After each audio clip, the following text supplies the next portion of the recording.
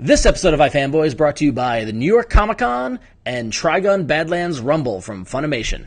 This week on iFanboy, Ron visits the Alternative Press Expo in San Francisco, Paul takes a trip down memory lane, and Josh is looking at lettering.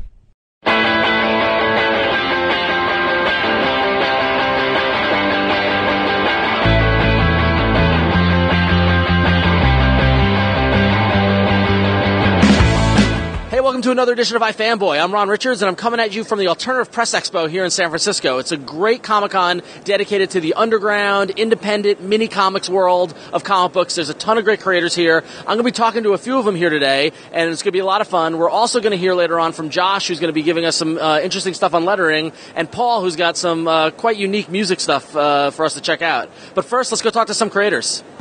So I'm here with Ed Luce, one of my favorite Bay Area creators. How you doing? Thank you. I'm doing great. Great Ape. Love Ape. My favorite event, yes. Bar none. So you put out a book that's one of my favorite indie books, WUVABLE OAF. For people who haven't heard of it, what is WUVABLE OAF? It's a lot of things. I kind of call it a fairy tale about a guy, a very big, scary-looking guy, and his search for love in a city that looks suspiciously like San Francisco.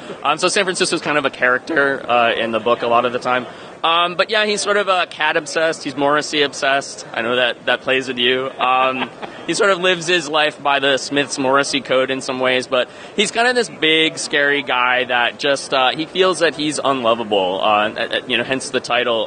All these things that he has going on, he's big, he's kind of smelly, he's kind of hairy. He thinks that makes him sort of not relationship material. So the book is about his kind of quest to find that one guy, and he does happen to find it, but it looks like it's going to be sort of a train wreck of a relationship because the guy is kind of an asshole. Yeah. I can swear on iFanboy. Yeah, the internet. I've seen enough Robert Kirkman interviews to know that you guys got sailor mouth. So, but the guy that he's sort of fixated on is kind of an asshole and a bitch, to be quite frank. So he is. It seems like that relationship's headed for a train wreck. So. That is going to be that whether or not it's going to work is going to be in the fourth issue. It's a 4-part story arc about this particular character, but there's a larger cast of oafs that all kind of have their own unique personalities. One of them is kind of obsessed with trying to be a 13-year-old girl. He's really into dance movies and dance battles, and relates best to really surly, like sort of mission Latina girls, but they didn't want to have anything to do with him. So. Covers a broad range of you get some metal in there, right? There's some black metal in there. The oaf, in a recent issue, it sort of revealed that he had a history as a wrestler. And he was, for this wrestling league, the black metal wrestler. Yeah. So his move as Goat Blood, this character here, was to, after he defeated his enemies, squirt blood out of his horns and cover them with blood. But going along with the WUVABLE OAF theme, as he's beating on the wrestler, he's apologizing and telling them what he really likes about them. And he fights a French wrestler, so he's telling him that he loves Jean Genet and Querelle is one of his favorite movies. And he loves the little stinky cheese, brain-looking cheeses and stuff like that. So. Cool. So you did something very interesting in terms of, because you're an independent creator, and you've got to diversify a little, and you package together your latest issues in an interesting way. What can people get if they want the special edition? Sure, yeah, I do special editions of every sequential issue that comes out, and they include records, actual vinyl playing records. Yeah, I come from a fine arts background, so when I got into comics, I started to think of things more as projects rather than just a sort of standalone, two-dimensional work. So I was lucky enough to, through one of my collaborators, get band members from Limp Wrist, who are sort of a legendary hardcore band, Bay Area hardcore band, queercore band, to do the music. So two of the members, Martine and Scott, the lead singer and guitar player, play on this, and also Talk is Poison, another band, Bay Area band, the other half of the band that play on the record. So I also do crazy things like scratch and sniff cards. I'm kind of obsessed with trying to break out of the two-dimensional plane in that too. So I've covered the sonic aspect with the music. It's already a visual medium, so I have the smell. A couple years ago we had oaf pops, which were oaf berry pops, and I always would say you don't want to know what part of the oaf we made to use to make the lollipops. But I'm all about pushing the boundaries and the borders of comics to try and do something kind of multimedia. That's awesome. And how do they sell well? Do people they do. I mean, that's one of the things that I like being able to offer the special edition, because it allows the super fans to kind of have something really special. And it also sort of financially helps me out. It allows me to kind of pay for my printing costs a little more quickly. So. Awesome. Well, loving it. Keep it up. Can't wait for the next issue. Thank you. I'm here with the Isotope Mini Comics Award winner, Katie Longua. How you doing? Good. All right. Congratulations on winning the award. Thank you. So, tell us about winning the award. Did you expect it? Did you know it was coming? They kept it a huge secret the entire time. Yep. It was really, really crazy. That's awesome. So you won for your comic Rock. What is Rock? Rock is a magical girl heavy metal Viking comic. Awesome. Hence the Viking helmet, eh? Yeah. Cool. So you've got 2 issues out, and that's the comic that won the award. Yeah. What made you want to do a girl Viking metal comic? Actually, my roommate said she would never read a comic until there's one that was about everything that she liked. Okay. And I decided that I would make it. Awesome. And apparently it worked out for a lot of other people, too. Well, I've read it. I love it. It's totally metal. It's awesome. So you've got 2 issues out. Now that you've won the award, what's next? I got to finish the 3rd one. Yep. And I have space comics coming, too. Space comics. What's that? It's about space girls and magicians. Wow. Awesome. So if people want to find Rock or the space comics, where can they find you? Are you on the internet? Where can people find you? I'm at KatieLongua.com. Okay. And you can find my blog from there, which is easier to get a hold of me. Cool. And so now that you've won this award, are you looking forward to a career in comics? I hope so. Yeah. Excellent. Well, congratulations, Katie. Well deserved. Thank you. Super psyched for you. Thank you. All right, I'm here with Shane and Chris, the creative team behind Reed Gunther. How's it going, guys? Hey, Ron. Thanks for having us. Good to see you, man. So we are big fans of Reed Gunther over at iFanboy. We've been talking about it since it's come out, but for those who might not have heard of it, what is Reed Gunther? Reed Gunther is a bear-riding cowboy. He rides through the Wild West fighting supernatural creatures and monsters like giant snakes, mole creatures, John Henry back from the dead as a zombie. Nice. Pretty awesome. Very cool. So it's really, we've had a great time talking about it because it's really truly an all-ages comic. Mm-hmm. Was that your approach going into it, or? I mean, we just wanted from the get-go to start a comic that we like ourselves. It just happened to be all ages, and so we've been marketing as what it is, all ages. We're going for fun, so we're having a fun time making it. We're not writing down to kids. It's not a kids comic. It truly is an all ages. Anybody can enjoy this, and we're making it to appease ourselves. So if you're anything like us, you might enjoy it a little bit. So, I mean, you've got bears, you've got handlebar mustaches, you've got cowboys. I mean, what else can people expect from upcoming issues? Do you need more? I mean, well, the 5th issue comes out on Wednesday, October 5th. Okay. Yeah, that's coming up. And that is the conclusion to our first story arc. Reed discovers a monster-creating idol, drags it all the way to New York City. There's monsters everywhere. It's lots of chaos. He's got to figure out how to get rid of it, how to hide it so it stops making all these monsters and causing havoc in New York. It's really fun. He's a kind of fish-out-of-water story. He's out of place with his bear in New York City. It's pretty wild. Chris's art is phenomenal. There's the coolest splash page comes in issue 5, so get ready for that. It's really cool. And in December, if you're not quite ready to get the trade and you're thinking, I want to try out this new series, issue 6 in December is coming out. It's a great jumping on point, and it's an origin story. Yeah, we're how Reed and Sterling meet. And we get to see little Reed Gunther, and it's very fun. Cool, awesome. Cool. So is the book ongoing, or do you have a plan, or are you just rolling and having fun and it's a roller coaster? It's ongoing for at least 10 issues. Okay. We have a 10-issue deal with Image, and then if the trades sell well, we get to keep going. So we've got 10 issues at least, and it's been a blast so far. Yeah, and you're here. So you're here at A.P.E, which is a San Francisco tradition, alternative comics. How has the reaction been here at A.P.E? It's been phenomenal. Yeah. This is our first time at A.P.E. Okay. What do you think? I think it's great. I mean, after that motorcycle, listen to that. It's quiet. It's nice. It's like San Diego's awesome, right. But this is nice. It's quiet. It's relaxed. There's a lot of creators, a lot of great art. A lot of people just wanting to check out some creator-owned opportunities and new books. So that's very cool. I've been saying it's a good attitude. Everybody, the building's a cool building. The people are cool. Like, it's just a great attitude overall. Cool. It's like your uncle's cabin in here. Exactly. And there are lots of kids and families, which is great too. So yeah, so definitely. Cool. So excellent. Well, keep up the great work. We love the book, and we're looking forward to issue 5 and all the rest of the issues. Awesome. Thanks so much. Thanks a lot. So I've had a great time at A.P.E. If you're a fan of indie comics, the Alternative Press Expo is definitely a show you've got to check out at some point. I want to thank all the creators that we spoke to. Up next, Paul's got a little musical interlude for you after the break.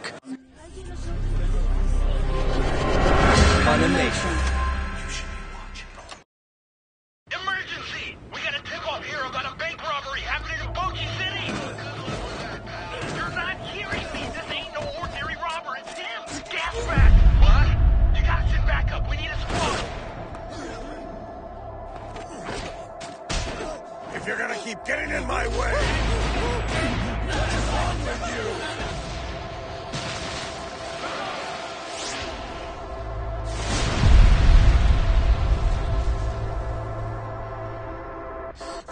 I'm the one who threw the die on this one.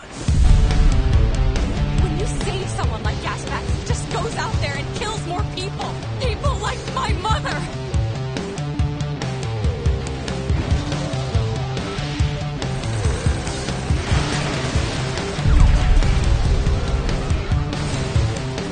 You think the die you just tossed will turn out to be a lucky one?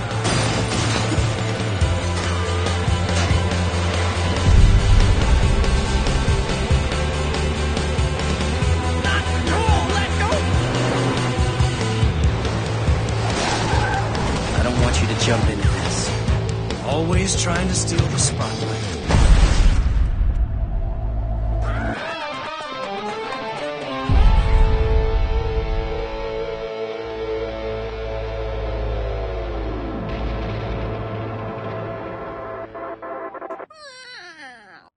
Hello, friends. I'm iFanboy staff writer and senior mixologist Paul F. Montgomery. The F stands for funk, or fidelity, or Francis. As you can see beside me, a novelty stereo system designed to look like an old-timey radio and turntable system. It's there for a very good reason, because today I want to share with you something really weird that I found in my basement. It's something that I picked up at a flea market several years ago. It's from 1978. This is an LP vinyl. It is The Amazing Spider-Man and His Friends. This is from Power Records. Zap! It features 3 stories. First up, The Amazing Spider-Man, The Mark of the Man-Wolf. It's an adaptation of The Amazing Spider-Man number 124. It's written by Jerry Conway with art by Gil Kane. It features J. Jonah Jameson's son, a.k.a. the Man-Wolf. Next up, Captain America number 168, A Phoenix Shall Rise. This is a story about Captain America and the Falcon. It was written by Tony Isabella with art by Sal Buscema. Finally, a retelling of the Fantastic Four origin story from Fantastic Four number 53, also by Stan Lee and Jack Kirby. These were all originally released as 45s, and now they're put all together. 2 of them are 15 minutes, 1 of them is about 20 minutes long, double-sided LP. Let's give it a listen.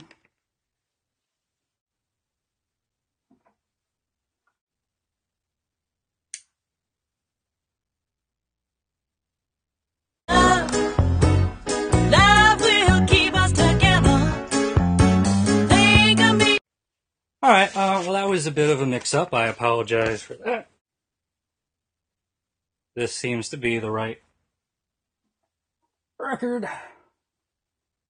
First up, Captain America and a very dubious version of the Falcon, circa 1978. Power Records presents Captain America and the Falcon in And a Phoenix Shall Arise. Captain America and the Falcon on night patrol. Hey, Cap, what's with you, partner? You're moping around like you just lost your last friend. But you definitely ain't. Not while I'm around. What? You'll have to run that by again, Sam. I'm a bit slow on the uptake this evening. Some nights it just gets worse than others, that's all. Some nights it just gets worse. Worse? What gets worse, Cap? Now I'm the one who doesn't follow. I can't shake it tonight. Power Records presents The Mark of the Man-Wolf. The Amazing Spider-Man has many friends, but Jonah Jameson, publisher of the powerful Daily Bugle, isn't one of them. What is this, Robertson? Be kind to criminals day? Now, Jonah, all I said was we'd better be sure about our facts before we publicly condemn Spider-Man. Later this same evening, in a brownstone overlooking the Hudson River, a door opens, releasing a sliver of yellow light and the stumbling form of a young man. Nothing I can do. It's happening again. I'm changing. And in several seconds, we see before us a man-wolf. Whoever was present in this creature a moment ago is gone. Now there is only an animal, seeking someone. It runs through the darkness. Do you realize who I am? The name is Jonah Jameson, my friend, and I'll have you know J. Jonah Jameson is not the kind of man to be amused by some sort of infantile joke. I demand an explanation for this ridiculous costume. I'm warning you. It is then, of course, that Jameson realizes the creature before him is not wearing a costume. And it is then, naturally, that J. Jonah Jameson becomes afraid. And by then, you see, it's already far too late. Good Lord in heaven, no! We hate to leave J. Jonah Jameson at a time like this, but a few minutes earlier, in another part of the city, Peter Parker, boy student, who is otherwise known as Spider-Man, is passing a newsstand. One glimpse of the Daily Bugle and... That does it. This time Jameson's gone too far. The Spider-Man Menace, a new series by J. Jonah Jameson. Every time something happens in this town, Jameson blames me. And there you have it, Spider-Man and his amazing friends from Power Records. Zap! If you have any of these records, let us know at contact@ifanboy.com. Any other strange artifact from the past that you want to let us know about, we'd be curious. Certainly an artifact of the times. Next up, Josh has a word on sound effects and comics. But first, a word from our fine sponsors.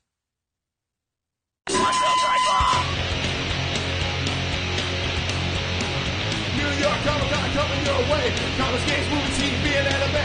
Shots there, NYC, that's where you want to be. New York Comic Con, coming out the fun. New York Comic Con, there's all you want. New York Comic Con, coming out the fun. New York Comic Con, there's all you want. New York Comic Con. Yeah! October 13th through 16th. Visit NewYorkComicCon.com for tickets. Thank you! Hey, it's Josh, and I'm here to talk to you about lettering. I know. Try not to get too excited about it, but it is something that I've been thinking about a lot more.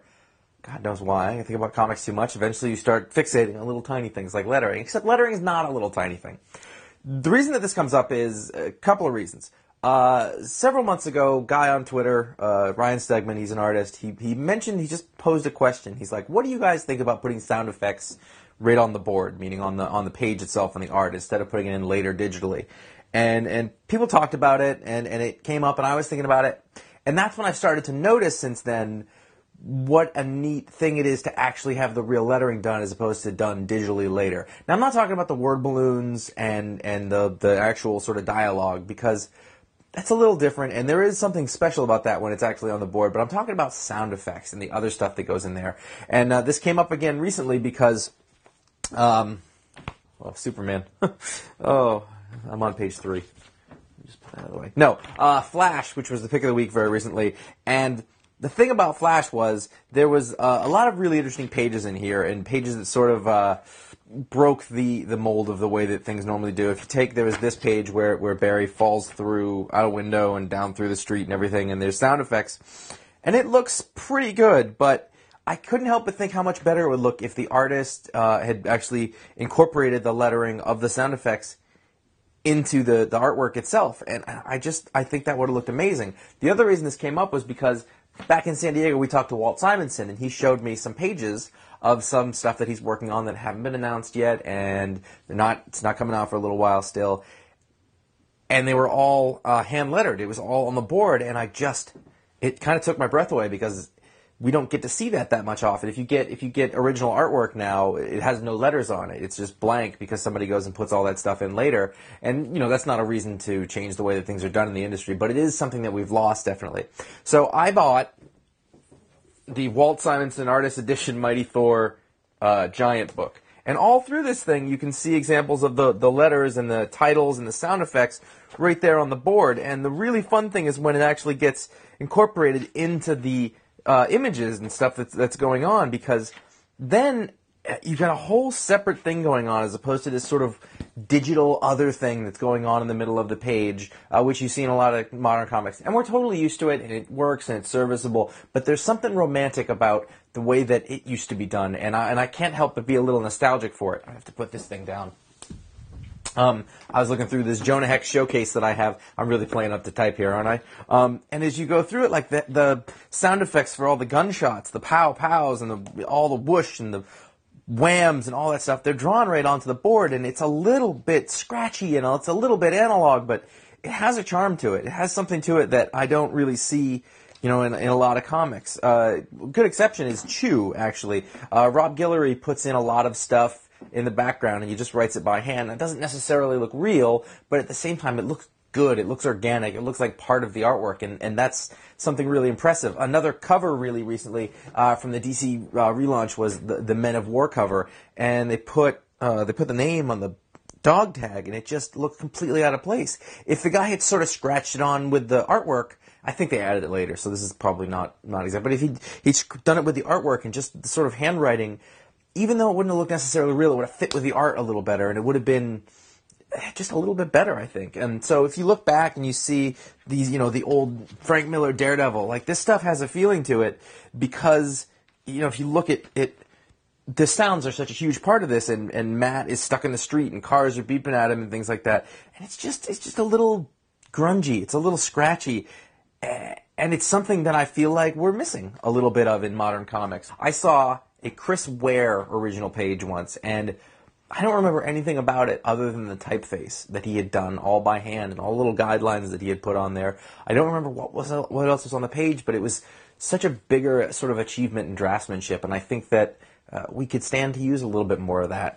If you go back to Electro Assassin by Bill Sienkiewicz and Frank Miller, these are just drawn in. They're part of the story, and this artwork, this would not be the same by any stretch of the imagination if he'd put this artwork down and then somebody came in later and put in digital sound effects over top of everything. It would have been ugly, or wouldn't have been as beautiful as this is, and there's really something to that. So I'm not saying there should be a wholesale change in the industry, but it is the kind of thing that as a comic book reader you should appreciate, you should check out, you should notice, and when you see it, it's something really cool. If you want to comment on this show, you can go to iFanboy.com. You can talk about my segment or Paul's segment or Ron's segment or any of the segments, really, that's fine. Or all the other stuff that's going on there. Make sure you rate and pull your books and do all that stuff. You can see the stuff that's coming out. You can call us at 888-FANBOYS, which is 326-2697. Leave a voicemail if you want to, or you can write an email to contact@ifanboy.com, twitter.com/ifanboy, facebook.com/ifanboy. Google Plus? I don't really know. That's all for this week. Thanks very much for watching, and I hope you learned something.